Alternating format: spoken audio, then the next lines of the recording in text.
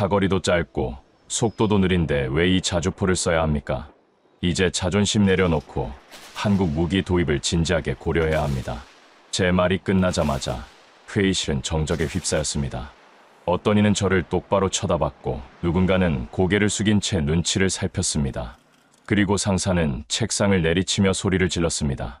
당신 지금 미국 군수 산업에 반기드는 겁니까? 그 순간 저는 알았습니다. 이건 단순한 무기 논쟁이 아니라 우리가 수십 년간 지켜온 자존심과 현실 중 하나를 선택해야 하는 문제라는 것을.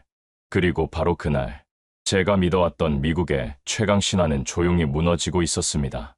지금 그 충격적인 이야기를 여러분께 들려드리려 합니다.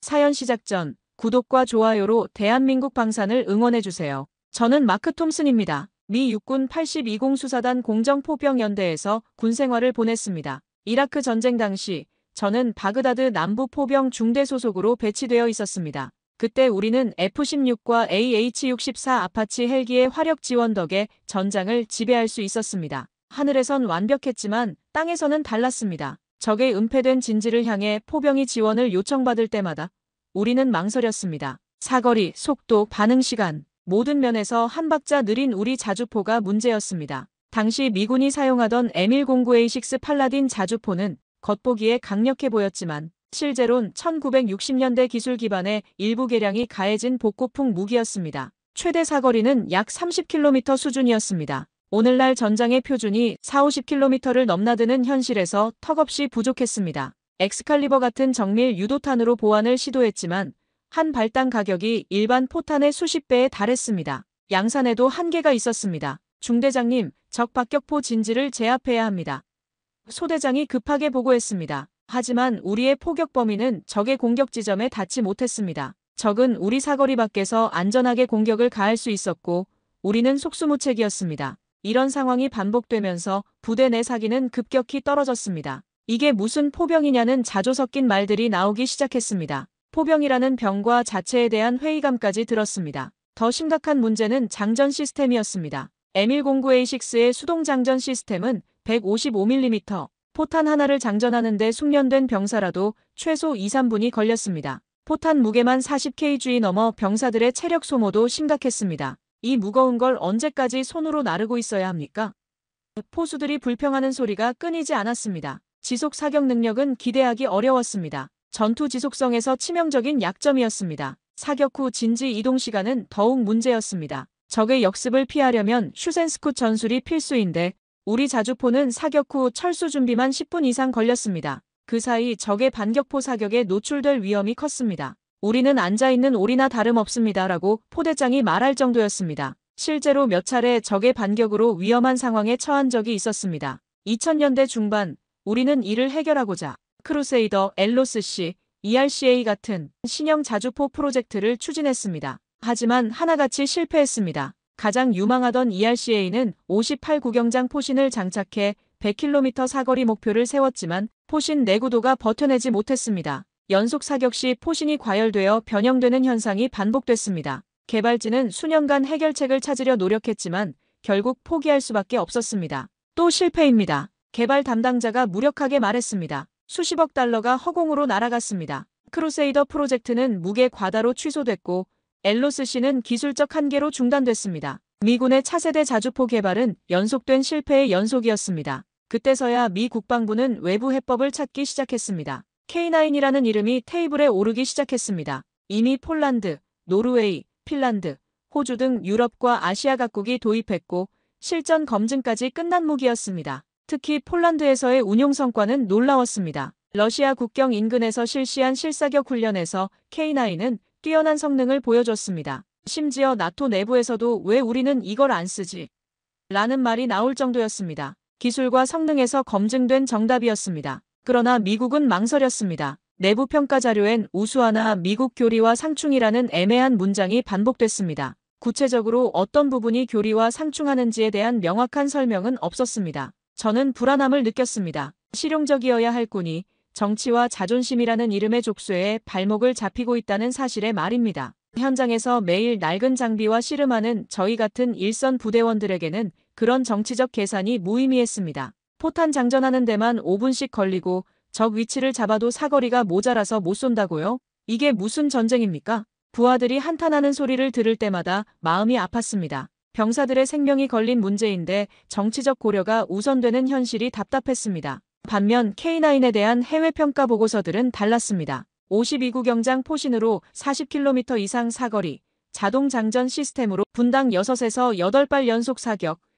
후 1분 내 진지 이탈 가능했습니다. 특히 K10 탄약 운반차와 연계하면 완전 자동화된 탄약 보급이 가능하다는 점이 혁신적이었습니다. 이건 우리가 꿈꿔왔던 자주포 시스템입니다. 라고 제가 동료에게 말했습니다. 하지만 상부의 반응은 냉담했습니다. 한국 무기가 우리보다 좋다는 게 말이 되냐는 식의 반응이 대부분이었습니다. 기술적 검증보다는 감정적 거부감이 앞섰습니다. 미군의 포병 전력은 분명 위기에 놓여 있었습니다. 수십 년간 항공 전력에만 의존한 결과 지상 화력은 구식이 되었고 병사들은 매번 빠르게 움직이는 적의 위협 앞에서 무력감을 느꼈습니다. 변화가 절실했습니다. 그리고 저는 확신했습니다. K9이 그 해답이 될 수 있다는 것을 말입니다. K9 자주포는 우리가 필요로 하던 모든 조건을 갖춘 무기였습니다. 52구 경장 포신, 최대 사거리 40km 이상, 15초 내 급속 사격, 그리고 무엇보다 탄약 보급 자동화가 가능한 K10 장갑차와의 연계 운용이 가능했습니다.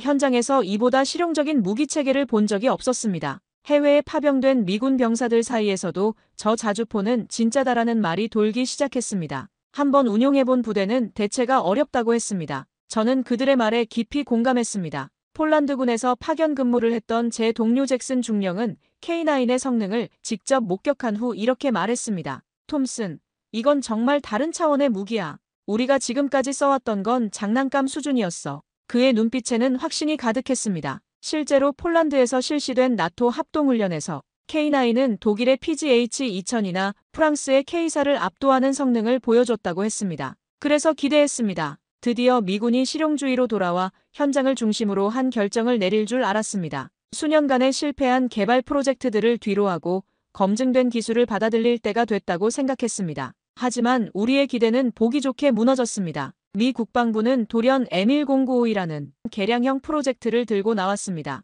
기존의 M109A7의 라인메탈에서 공급받은 52구 경장 포신을 얻는 방식이었습니다. 구조는 그대로 두고 사거리만 늘리겠다는 접근이었습니다. 이게 뭡니까?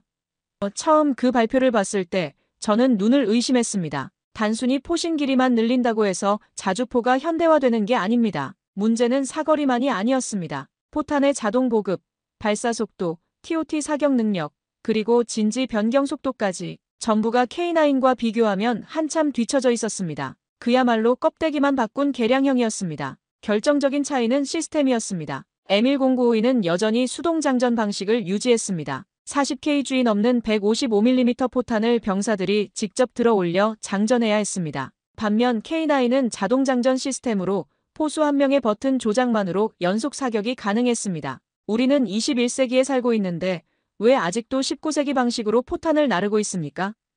제가 상관에게 물었지만 돌아오는 답은 예산과 호환성 문제뿐이었습니다. 더 황당한 건 언론의 반응이었습니다. 일부 미 언론은 K9은 무겁고 미국 교리와 안 맞는다는 보도를 쏟아냈습니다. 수송기의 적재 한계를 거론하며 K9의 운송 비효율성을 문제 삼았습니다. 하지만 정작 미군이 쓰고 있는 M109A7 역시 무게는 크게 다르지 않았습니다. K9이 47톤, M109A7이 35톤이었지만 성능 차이를 고려하면 그 12톤의 차이는 충분히 감수할 만했습니다. 문제는 기술이 아니었습니다. 자존심이었습니다. 우리가 한국 무기를 써야 해?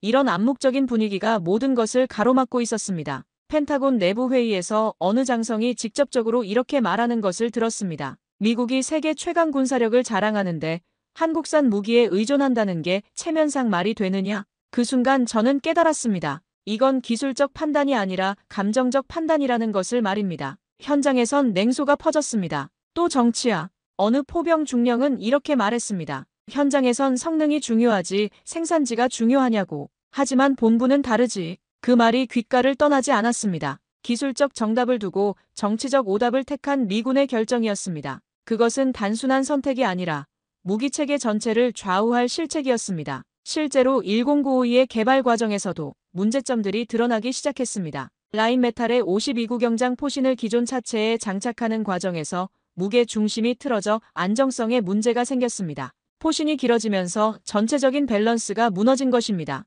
이걸 어떻게 해결할 겁니까?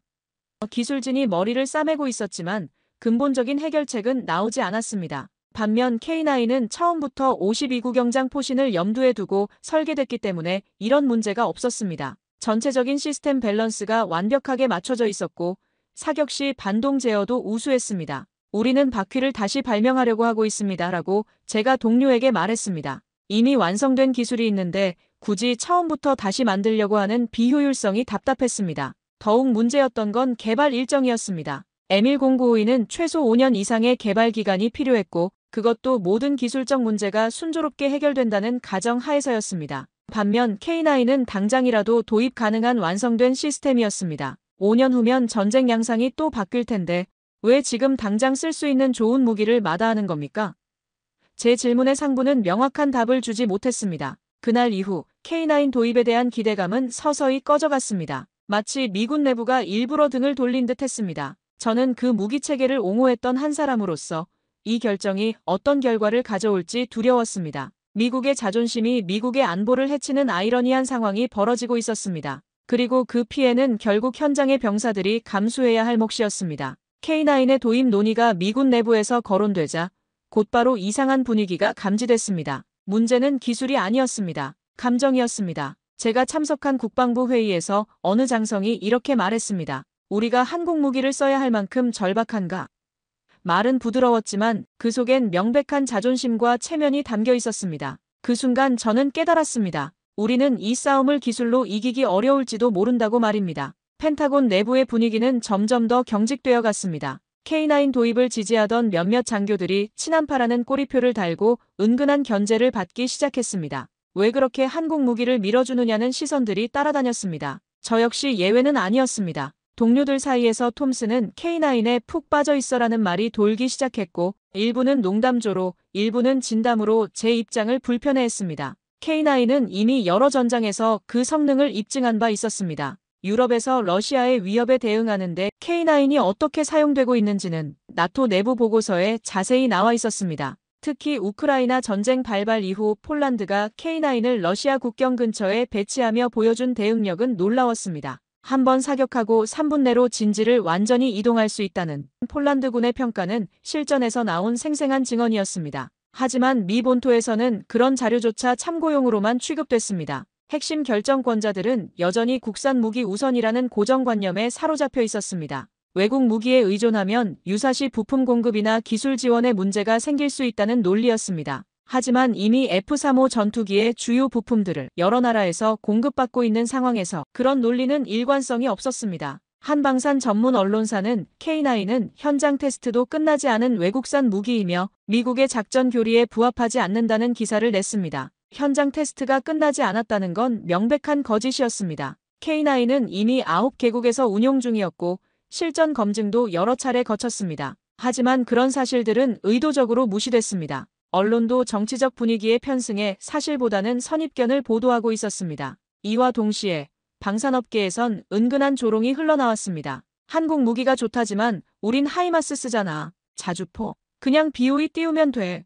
이런 말들은 K9을 운용했던 부대원들에게는 모욕이나 다름없었습니다. 하이마스와 자주포는 전혀 다른 역할을 하는 무기체계인데 마치 자주포가 불필요한 무기인 것처럼 치부하는 분위기였습니다. BOE로 어떻게 근접 화력 지원을 합니까? 제가 반문했지만 그들은 요즘 전쟁은 정밀 타격이 전부야라며 일축했습니다. 하지만 우크라이나 전쟁에서 보듯이 자주포의 역할은 여전히 중요했습니다. 근접 화력 지원, 진지 제압, 적 집결지 타격 등에서 자주포를 대체할 수 있는 무기는 없었습니다. 그런데도 이런 현실을 인정하려 하지 않았습니다. 정작 현장에서 K9을 체험해본 일부 병사들은 저건 진짜 괴물이라며 극찬을 아끼지 않았습니다. 주한미군에서 한국군과 합동훈련을 실시한 한 포병대위는 이렇게 말했습니다. K9의 TOT 사격을 본 순간 소름이 돋았습니다. 한문에서 쏜 3발의 포탄이 정확히 같은 시간에 목표물에 떨어지는 걸 보고는 이게 진짜 미래 무기구나 생각했어요. 하지만 그들의 목소리는 본부까지 도달하지 못했습니다. 포병 커뮤니티에서는 이런 불만이 터져나왔습니다. 왜 우리가 계속 낡은 M109를 써야 하냐고. 훈련만 해도 고장나는데. 실제로 M109A7의 고장률은 심각한 수준이었습니다. 복잡한 기계 구조와 오래된 설계 때문에 잦은 정비가 필요했고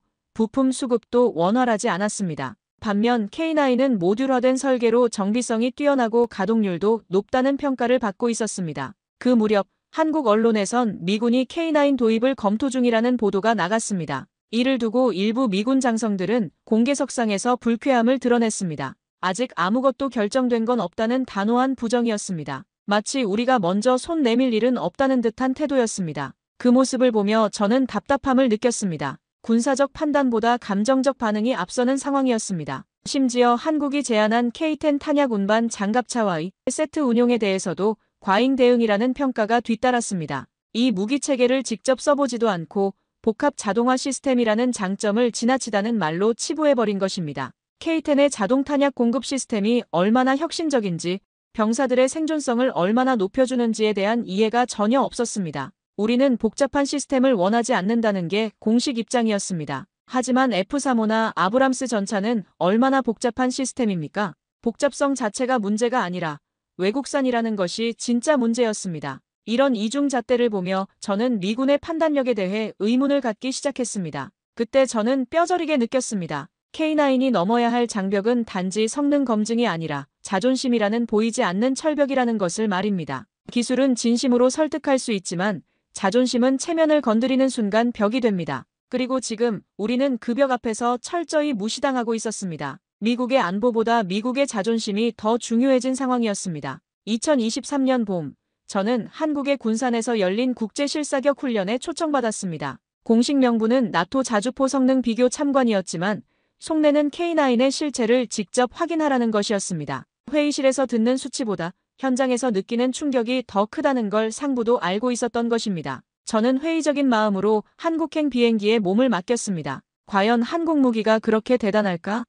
라는 의구심을 품고 말입니다. 인천공항에서 군산까지 가는 길에 만난 한국군 관계자는 의외로 겸손했습니다. 성능에 대해서는 직접 보시고 판단하시기 바랍니다. 우리는 과장하지 않습니다라고 말했습니다. 미국 방산업체들이 보통 과장된 홍보를 일삼는 것과는 대조적이었습니다. 그 차분한 자신감이 오히려 더 인상적이었습니다. 뭔가 다른 무언가가 있구나 하는 예감이 들었습니다. 훈련장에 도착했을 때 K9 부대는 이미 배치 완료 상태였습니다. 47톤짜리 거대한 차체가 일렬로 늘어선 모습은 확실히 위압적이었습니다. 하지만 진짜 놀라운 건 그 다음이었습니다. 시작하자마자 포문이 열렸습니다. 첫 발이 발사됐습니다. 그리고 15초 후 둘째 발, 또 15초 후 셋째 발이 연이어 나갔습니다. 그리고 정적이 흘렀습니다. 제가 고개를 돌렸을 땐 이미 세 발의 포탄이 목표 지점에 동시에 낙탄됐습니다. TOT 사격이었습니다. 한 문의 자주포에서 연속으로 발사한 포탄이 공중에서 각기 속도를 조절하며 정확히 같은 시점에 표적에 떨어지는 기술이었습니다.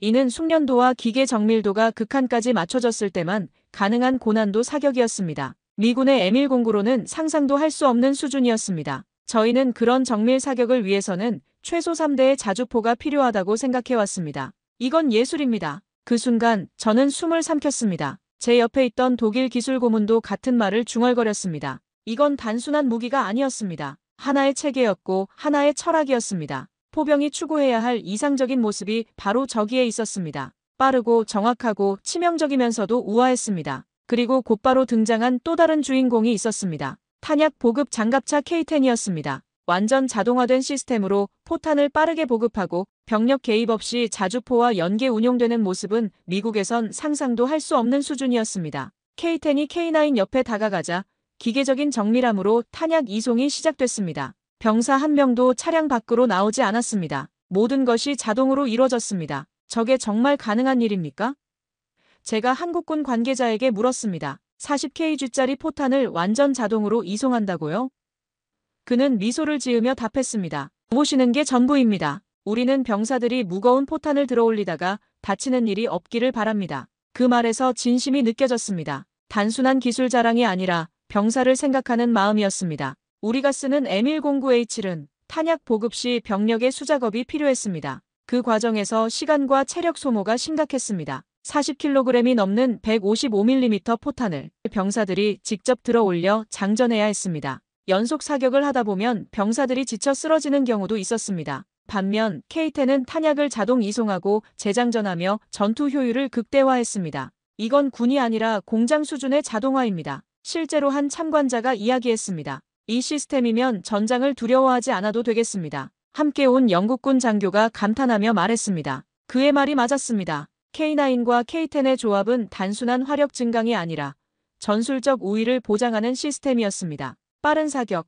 신속한 보급, 즉각적인 진지 이동이 하나로 연결된 완벽한 체계였습니다. 이런 수준의 통합 시스템은 미군에서도 볼 수 없었습니다. 그리고 그 모든 것이 단순한 기술 자랑이 아니었습니다. 한국군 관계자는 이렇게 말했습니다. 우리는 병사들의 생존 가능성을 최우선으로 생각합니다. 그래서 자동화는 선택이 아니라 필수였어요. 그 진심에 저는 울컥했습니다. 이건 전투력의 문제가 아니라 병사의 삶과 죽음에 대한 태도 차이였습니다. 한국은 병사 한 명 한 명을 소중히 여기는 철학으로 무기를 만들고 있었습니다. 실사격이 계속되면서 K9의 다른 장점들도 드러났습니다. 사격 후 진지 이동 속도가 놀라웠습니다. 사격 명령이 끝나자마자 K9은 즉시 이동 준비에 들어갔습니다. 포신을 원위치로 돌리고 안전장치를 작동시키고 엔진을 가동하는 모든 과정이 1분 30초 만에 완료됐습니다. 우리 M109A7은 최소 5분 이상 걸리는 작업이었습니다. 슈센스쿤 능력이 이 정도라니 제가 혼잣말로 중얼거렸습니다.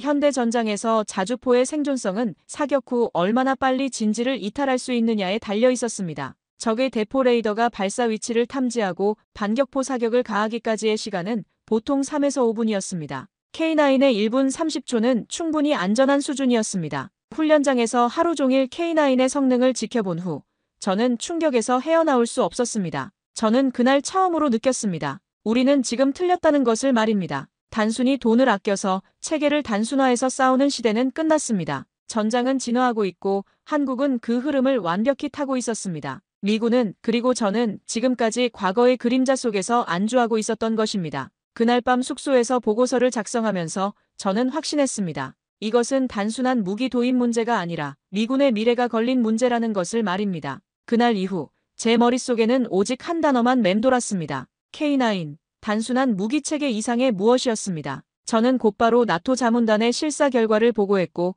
현대 자주포의 모범이라는 표현까지 덧붙였습니다. 제가 그렇게까지 표현한 무기는 처음이었습니다. 하지만 놀라운 건 저만의 반응이 아니었습니다. 훈련을 함께 지켜본 미군 실무자들, 심지어 몇몇 장성들도 고개를 끄덕였습니다. 기술 앞에서는 정치도 잠시 물러설 수밖에 없었습니다. 그중 한 사람, 전직 주한미군 사령관 출신의 윌리엄 스콧 장군은 제게 이렇게 말했습니다. 톰슨, 이건 게임 체인저야. 미군이 진짜 실용성을 원한다면 바로 이걸 써야 해. 이 말은 즉시 제 메모에 기록되었고 몇 주 후 국방부 내부 회의에서 공식 인용되었습니다. 스콧 장군 같은 인물이 공개적으로 K9을 지지한다는 건 상당한 의미가 있었습니다. K9의 이름은 점점 내부적으로도 거론되기 시작했습니다. 입소문은 빠르게 퍼졌습니다. K9을 운용한 나토 국가들의 병사들은 한 번 써보면 돌아갈 수 없다고 말했고 몇몇 미군 부대에서도 K9 시범 운용 요청이 비공식적으로 들어왔습니다. 특히 주한미군에서는 한국군과의 합동훈련 기회가 많다 보니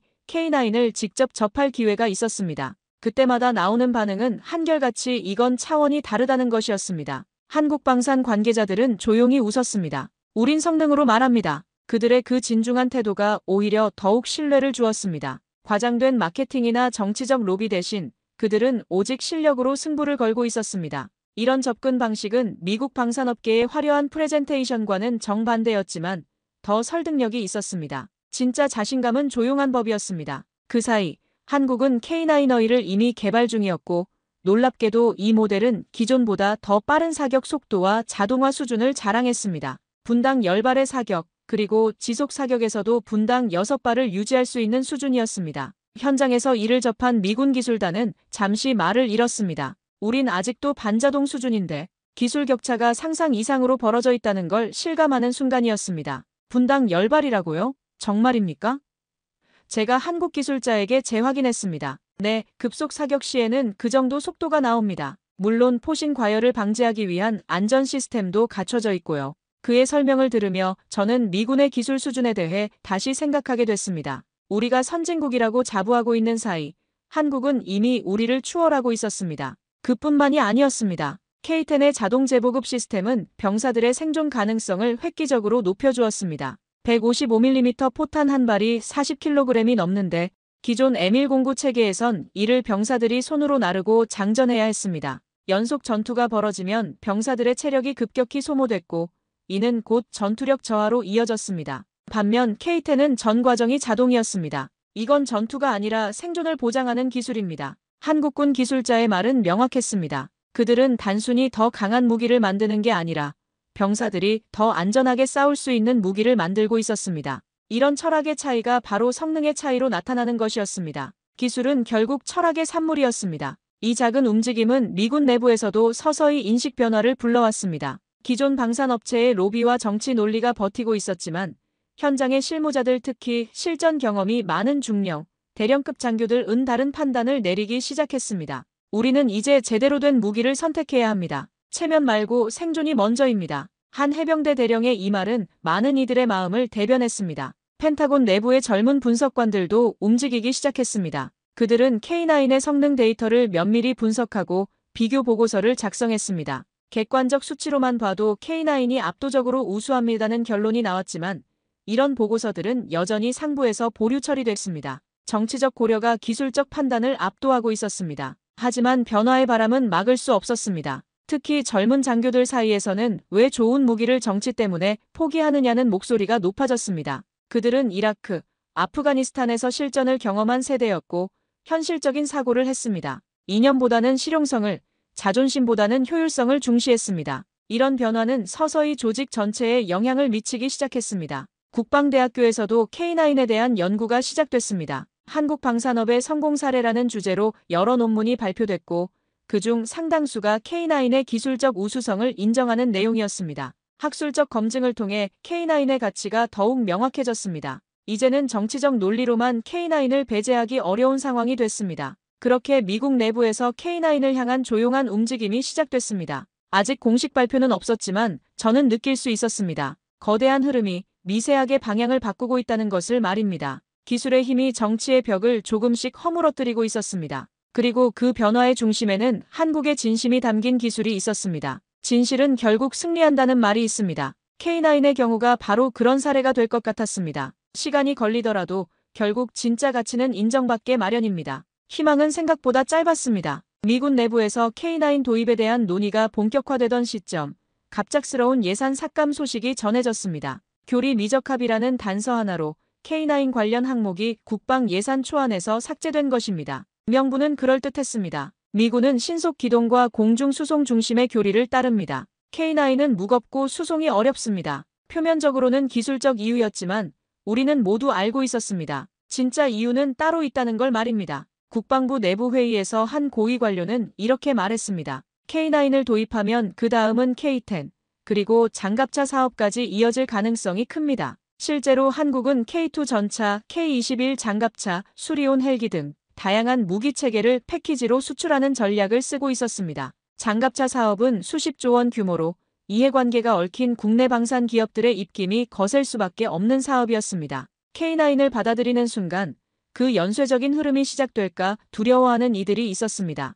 하나를 주면 10개를 달라고 할 겁니다. 어느 방산업체 로비스트의 말이었습니다. 그들은 K9 도입이 미국 방산업계에 미칠 파급 효과를 우려하고 있었습니다. 제너럴 다이내믹스, 로키드 마틴, BAE 시스템즈 같은 거대 방산업체들이 한국 기업의 시장을 내줄 리 없었습니다. 그들의 로비 활동이 본격화되기 시작했습니다. 그뿐만이 아니었습니다. 방산 로비스트들은 국산 무기의 일자리 창출 효과를 내세워 여론몰이에 나섰습니다. K9을 도입하면 미국 내 자주포 관련 일자리 수천 개가 사라집니다는 논리였습니다. 일부 의원들은 왜 외국 무기를 세트로 들여오냐며 반감을 드러냈습니다. 마치 자주포 하나 도입하는 것이 미국의 산업 기반을 흔드는 일처럼 과장되었습니다. 급기야 한 언론은 K9 도입은 국방의 자존심을 해치는 일이라는 자극적인 논평을 실었습니다. 그 기사는 미국이 한국 무기에 의존한다는 것은 세계 최강 군사력이라는 브랜드에 흠집을 내는 일이라고 주장했습니다. 기술적 우수성은 무시하고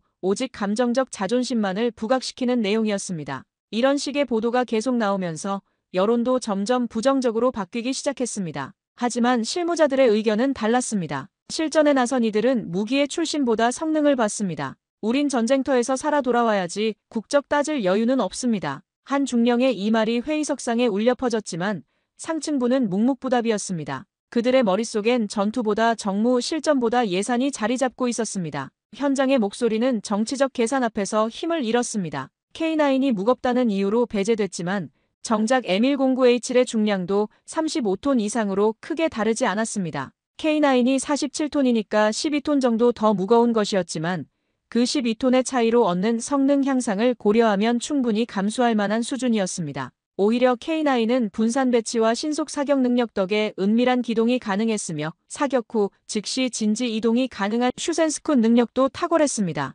하지만 그런 장점은 정무적 계산기 앞에선 무력했습니다. C-17 수송기에 몇 대나 들어가느냐가 더 중요한 기준이 되었습니다. 실제 전투에서 얼마나 효과적이냐보다 수송의 편의성이 우선순위에 올랐습니다. 이런 접근 방식은 근본적으로 잘못된 것이었습니다. 무기는 수송하기 위해 만드는 게 아니라 싸우기 위해 만드는 것이었습니다. 내부에서 K9 도입을 적극적으로 추진하던 동료 몇몇은 인사 이동되거나 프로젝트에서 제외됐습니다. 지나치게 외국 무기 쪽으로 기운다는 이유였습니다. 제가 아는 한 대령은 K9 도입이 시급하다는 보고서를 제출한 후 갑자기 알래스카로 발령을 받았습니다. 우연의 일치라고 하기엔 너무 노골적이었습니다. 저는 이 흐름이 단지 무기체계 하나의 문제가 아니라 미군의 미래, 전략 전체에 어떤 영향을 줄지 두려워졌습니다. 더 심각한 문제는 대안이 없다는 것이었습니다. 10952 개발은 여전히 난항을 겪고 있었고 언제 완성될지 기약이 없었습니다. 그 사이 다른 나라들은 K9을 도입해 전력을 강화하고 있었는데 미군만 홀로 낡은 장비를 쓰며 버티고 있는 형국이었습니다.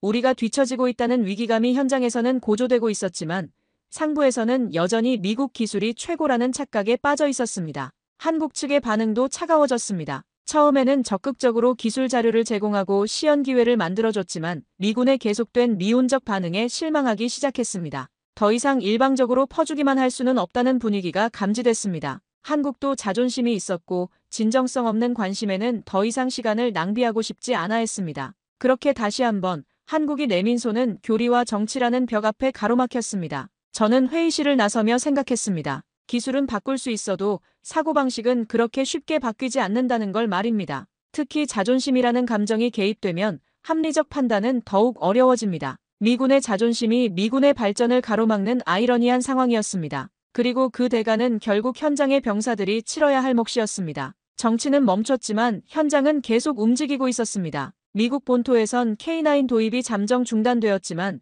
주한미군 내부에선 조용한 반란이 시작됐습니다. 오산과 평택에 배치된 일부 포병부대는 한국 측과 협의하여 K9 시범 운용을 요청했고 한국군도 기꺼이 장비와 인력을 지원했습니다. 모든 건 비공식적으로 그러나 진심으로 이루어졌습니다. 상부의 반대를 무릅쓰고 현장에서 직접 나선 것이었습니다. 이건 우리가 직접 확인해봐야 할 문제입니다. 주한미군 대령이 한국군 관계자에게 말했습니다. 그는 이라크와 아프가니스탄에서 실전을 경험한 베테랑이었고 정치적 고려보다는 실용성을 중시하는 지휘관이었습니다. 우리 병사들의 생명이 걸린 문제를 정치인들이 결정하게 놔둘 수는 없어요. 그의 결단이 모든 걸 시작했습니다. 처음 K9을 접한 미군 병사들의 반응은 압도적이었습니다. 이건 다른 차원의 무기다라고 반응했습니다. 특히 자동장전 시스템을 경험한 포수들의 감탄은 대단했습니다. 40킬로 포탄을 손으로 나르는 게 얼마나 힘든지 아십니까?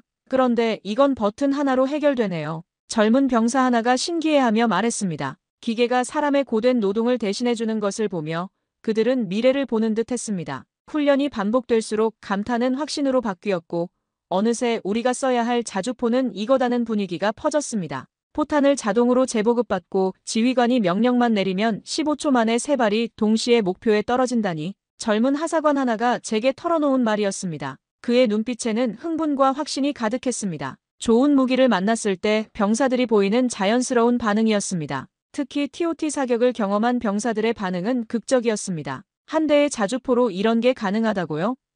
포대장이 믿기 어렵다는 표정으로 물었습니다. 기존의 상식으로는 이해하기 어려운 수준이었습니다. M109로는 여러 대가 협력해야만 가능한 정밀 동시 타격을 K9 한 대로 해낸 것이었습니다. 이거 하나면 우리 포대 전체와 맞먹겠는데요?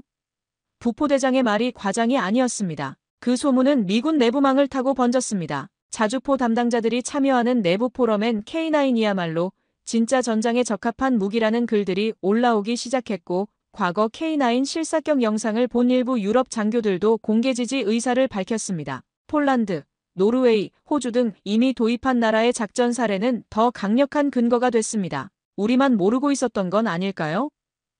한 분석관이 조심스럽게 말했습니다. 결정적인 계기는 나토 공동훈련에서의 연합사격이었습니다. 독일군의 PGH-2000과 나란히 진지에 배치된 K9이 TOT 사격을 시연하자 각국 장교들의 눈이 휘둥그레졌습니다. 이 속도와 정확성은 분명히 전장 양상을 바꿔놓을 수 있다. 특히 북유럽 사령부 소속 리투아니아 장교는 러시아의 장거리 포격전에 대응할 수 있는 유일한 시스템이라며 K9에 찬사를 보냈습니다. 실제 위협을 직면한 나라의 평가였기에 더욱 설득력이 있었습니다. 왜 미국만 이런 무기를 안 쓰는 거지? 캐나다군 장교가 의아해하며 물었습니다. 그 질문에 제가 답할 말이 없었습니다. 기술적 이유도 예산적 이유도 아니었습니다. 순전히 정치적, 감정적 이유였다고 말할 수도 없는 노릇이었습니다. 복잡한 사정이 있습니다라고 얼버무릴 수밖에 없었습니다. 그 무렵 저도 다시 국방부 회의석상에 섰습니다. 자료와 영상을 준비하며 저는 평범한 PPT가 아닌 현장의 소리를 들려주기로 결심했습니다. 정치적 수사나 기술적 수치가 아니라 병사들의 생생한 증언을 들려주고 싶었습니다. 그리고 말했습니다. 우리가 찾는 무기는 실전에서 병사의 생존을 보장할 수 있는 시스템입니다. 첨단 기술도 예산도 중요하지만 병사 하나 살리는 게 진짜 무기입니다. 그 순간 회의실 분위기가 미묘하게 바뀌었습니다. 더는 K9을 외산이라 폄하하는 목소리가 없었습니다. 모두 조용히 화면을 바라봤고 영상 속에선 K9의 포신이 천천히 고개를 들며 발사 준비를 마치고 있었습니다. 그 모습을 보며 몇몇 장성들의 표정이 진지해졌습니다. 기술 앞에서는 편견도 잠시 물러설 수밖에 없었습니다. 병사들의 반응이 어떻습니까?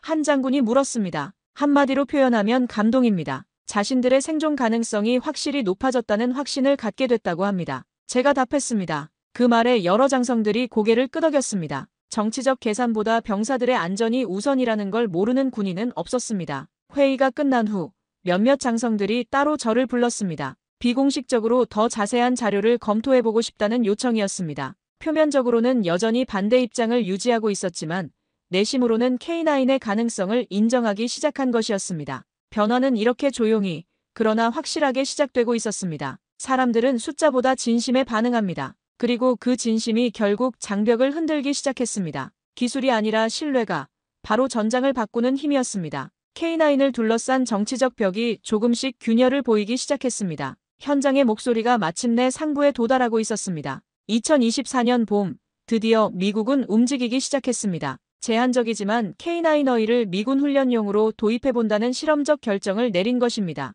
이유는 단순했습니다. 실전에서 너무 많은 병사들이 낡은 자주포 체계에 지쳐가고 있었고 전장에서 살아남기 위해선 체면보다 성능이 먼저였기 때문입니다. 그리고 변화의 중심엔 한국이 있었습니다. 마침내 현실이 자존심을 이긴 순간이었습니다. 시범 도입을 승인합니다. 국방장관의 발표가 있던 그날, 저는 안도의 한숨을 내쉬었습니다. 비록 제한적이긴 했지만 드디어 미군이 합리적 판단을 내린 것입니다. 첫 번째 K9 6대가 조지아주 포트 베닝 기지에 도착했을 때 현장의 분위기는 마치 축제 같았습니다. 드디어 제대로 된 자주포를 써볼 수 있구나. 포병들의 기대감이 넘쳐났습니다. K9이 미군에 본격 배치되자 그 파급 효과는 상상 이상이었습니다. 탄약 보급이 자동화되자 병사들의 피로도는 급감했고 사격 후 재이동 시간은 절반 이하로 줄었습니다. 무엇보다 병사들 스스로 말하길 우린 이제 적보다 먼저 쏘고 먼저 사라질 수 있습니다. 이건 단순한 기술 변화가 아니라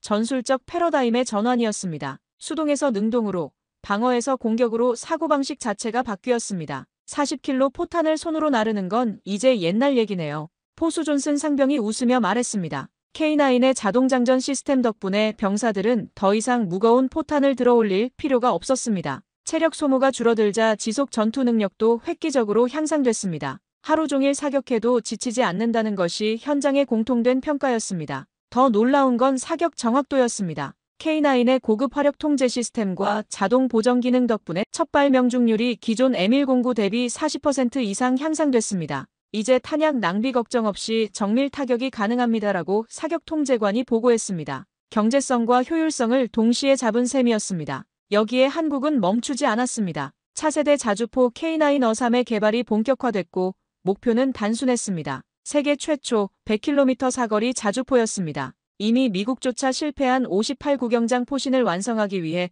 한국은 포신 소재 개발, 내열 처리 기술, 그리고 무인 운용 시스템까지 투입했습니다. 우리가 못하면 누가 하겠습니까?